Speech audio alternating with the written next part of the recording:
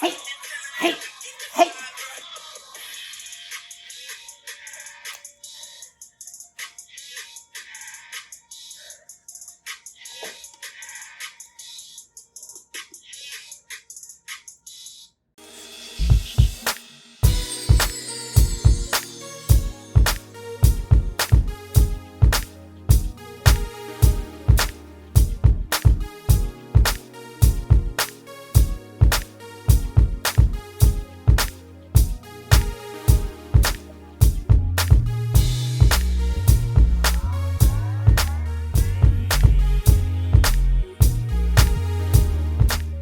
Well, hey guys, we're back, part 3. We'll see if this is our last one. I don't know. We'll see, because we went. God, Holy Spirit was just in it.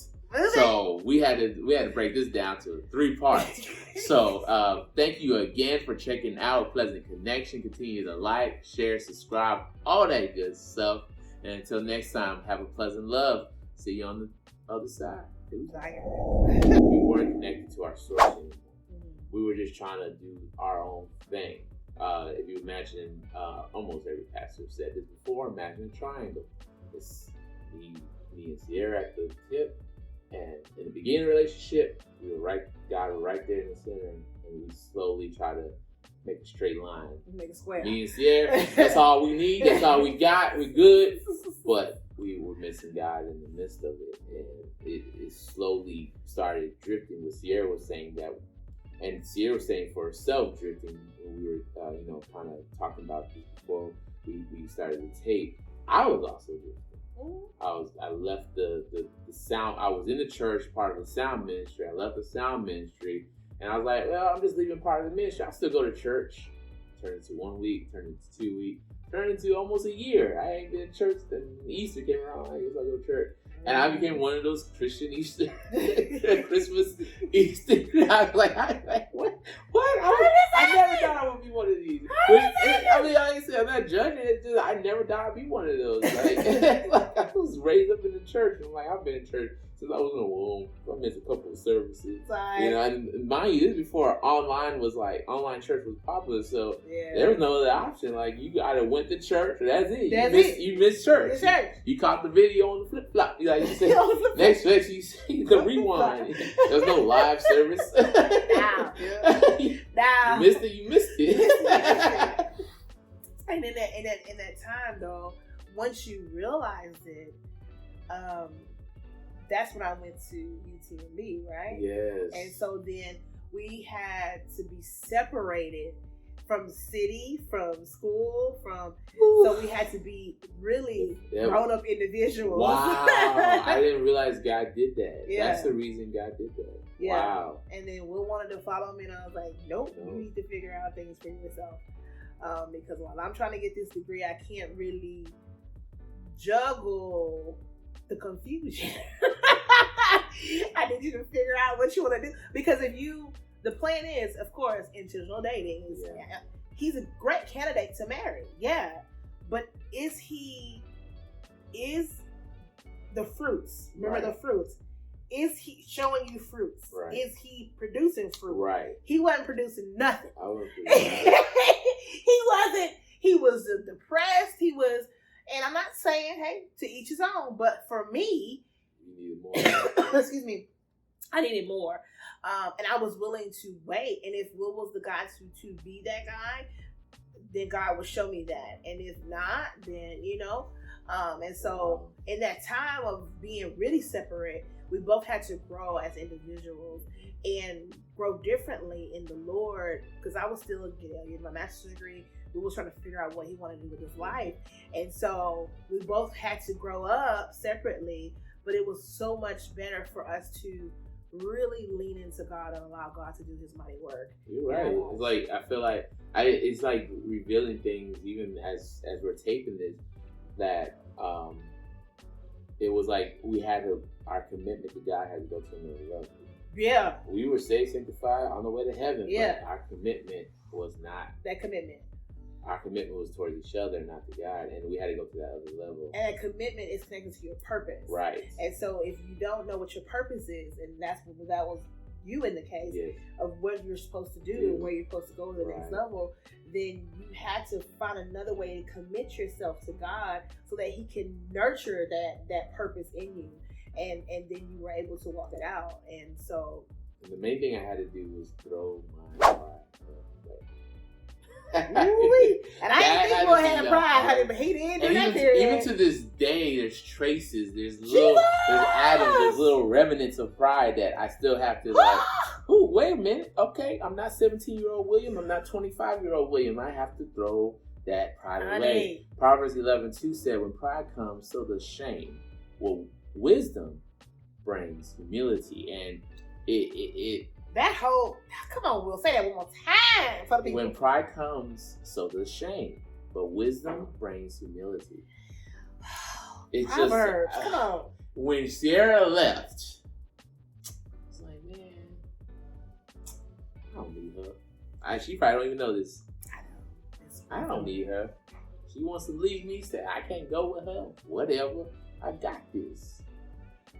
God's like, all right, bro, good luck. I'll see you when you want me. Like, whew.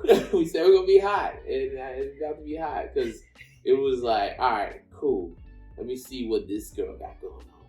Let me see if I could go check out this club. Let's see my boy talking about these strip clubs. Let me see what. And you ate horribly. I ate horribly. Every ice cream, every Whataburger, every milkshake, cake, every Hungry Man. I remember I came to visit San Antonio, and I opened your refrigerator. This dude had 5 Hungry Men stacked up in the freezer, frozen. No, that's all I can afford. That's all I can afford. Man, your boy graduated college and was looking like I went straight from high school to. I was like, what a salad! I barely paid my rent. I said, where your vegetables at? He was like, where's your vibe? I said, let's go to H-E-B. We went to H-E-B, remember? And I made you buy canned vegetables. I made you buy salads. I made you buy all of the. Like, lessons from a married man moment. William put up lessons from a married man moment. All those brothers talking about, oh, you the bachelor life, and this is the dream, you're living on your own, no ball and chain. Nah, bro. Bachelor life, y'all can have that bachelor life. I'm good.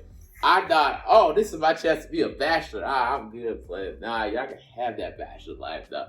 There ain't nothing like having a woman there to make sure that you eat right, you smelling good. Oh, yeah. And then your shoe. I didn't iron a thing. Bro. I didn't iron a thing. Dang. I was like, my shoes. You really. I was like, let me go back to Galveston because you don't want me no more. I got to go. No, but that's what's crazy was her separate, and mind you guys, this was about maybe 6 months. I was like, nah, let me get my act together. Got me a bank job. Made me a little bit extra money that I could actually. Better. I had to because the job said I couldn't just roll up in sweat, so I had to buy nice shirts. I was like, all right, I got a little extra money. Let me go to Galveston. I can't go out Galveston in any kind of way. Let me make sure I got this right. So I go to Galveston. I'm like, all right, I ain't seen her. Woo! Boy, but yeah, there's something about just having a woman in your life. I'm not saying all guys are like that, but I needed it. You don't realize how much you needed it. And the next statement is even more profound. You know, the verse said, "Pride comes, and then so does shame." Yeah. So then, pride also limits your ability to speak life, and that was very big for William. William couldn't even the encouragement that he used to give me. What you call it? My statement was, "It is what it is." The challenge in our relationship had went to blah. Yeah. The funness of it all went to blah. Yeah. Because he didn't have his purpose. He didn't find he hadn't spent enough time with God. No, And if you are like a non-believer, if you've never like really taken the time to get to know who God is for yourself, I will challenge you to do that first, because that's that other person that we're bringing into the relationship is God. Yes. Because it allows you to really love yourself a different way than the world tells you to love yourself. Yes. And then you're like, I don't know, I could be by myself. Like, y'all, during this COVID, honey, Sierra usually always has music going, always, you know, that's just me, I'm fun. And during COVID, it was silent in this house. So silent. It was eerie. Yeah. And I was like, I didn't realize I can really be this silent. William loves silence. I'm more of a silent guy. I mean, no. But doing that, I couldn't even listen to my Christian hip hop. I couldn't listen to worship music. I really had to just be and listen to the air conditioning, or, you know, like, and I didn't think I could do that. But when I was in his presence and he was nurturing my body and healing me back, the silence now feels different now. Now it's almost comforting versus annoying. Now, isn't that crazy? I gotta appreciate Isn't that crazy? Something about silence, that could just be a point in any relationship. Sometimes y'all just need to, okay, I'm in the hustle and bustle of dating. Stop. God, talk to me. All right, before I go on a 5th date with this bruh or this girl, what are you saying? Like tell me what I'm saying. Right. Like, I need to hear you. And it's like we get so caught up in like, like the girl gossip, the guy talking. Sometimes you gotta get along with God and like let him talk to you one-on-one. And I think as you're dating, you need to do that. What Will just said is ask God, like, hey, I like him, God. Like, okay, you like him, but God, do you like him for me? Right. Like, is he gonna push me closer to my purpose within you every step of my next journey of my life? Is he gonna be that support, or am I gonna be his support? I need you to show me these things, Lord, and you need to ask him to show you. If he's not speaking to you, or, you know, he might speak to you through the Bible if you're reading the Bible, or if you're reading a devotional, he might speak through that. He might show you, like, literally physically, like with William. God had to show me a lot of things for me to be like, yeah, it's all good what you say. I need to see what you do. Yeah. That was me. I knew I had to see it, because men can say things all day long, but if they're not showing me, like, I'm like, nah, you good, because you talk all about talk, but you're not moving. And so for each person it's different. Maybe it's just sending you a text message so often that no other guy does, or you know, like, ask God to show you these things within the person that you're dating or pursuing that make you go, oh, I like that, or I don't know about that, or can I live with that? God, is this what you want? You want to challenge me? Are you trying to challenge me in a, you know, challenge, not beat me up. Right. Challenge, not break me down. It's two different things. I want to make sure I say that out loud, because people are like, well, you like it. No, that's not a challenge. That's trying to tear your spirit, and no person should be tearing your spirit down. And I hate to say it, sometimes it's almost like we have to remove our human emotion out of it to a certain extent. That's true. You still want to feel the love of a man or a woman. That's true. You still want to feel the hug. You still want to feel embraced. You want the kids to live. You still want to feel that, but sometimes you have to look at it in a sense of, how is my time being well spent? Is my personality changing? Am I spending time with my family like I used to? Am I spending time with my friends like is this man or girl taking me away from those people I love? And where's my money going to? I'm just going on all these dates, and I'm not growing closer to God. We're not growing closer to a wedding chapel. Yeah. Like, what am I doing? Yeah. You have to sometimes analyze it to a certain extent. I know you don't want to make it too scientific. You don't want to make it too logistical, but you still have to look at it from a practical point of view sometimes in these relationships, because when you turn around, now your bank account is empty. You haven't talked to your friend in 6 months. You remember in our relationship, I did that to you. Yeah. I said, when I noticed that you were becoming more consuming with me, and I said, when was the last time I did something for you? Remember in the car at Holdupwait? And I was like, do you remember? We had just with McDonald's, got out some 40-piece for a party, chicken nuggets, and we were in the car, and I said, and I felt bad because I was just like, you're doing so much to please me, to out-please me, to make sure I stay with you, that you haven't even given me the opportunity to show you how if I even like you. You were so focused on me, that I was almost like, bro, I like you now, okay, I get it. But it was just like, hey, because I felt like it was unfair. That's kind of how I felt. Like you weren't allowing me to show you that I actually really like you or give me space. And that's another thing. It's great to have a spy, a friend, not a friend, someone you're dating or a spouse, give. But that gets exhausting. And I'm glad God had me check myself, because if that would have been the case, William would have been a gangster with me.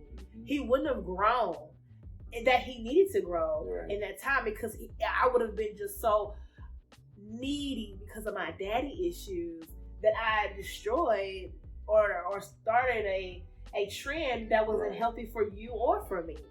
And so really, and see, that's the investment, I should say, for yourself when you allow God to come into your relationship. It challenges your flesh and your secular way of thinking to be more purposeful and intentional to your whole entire life.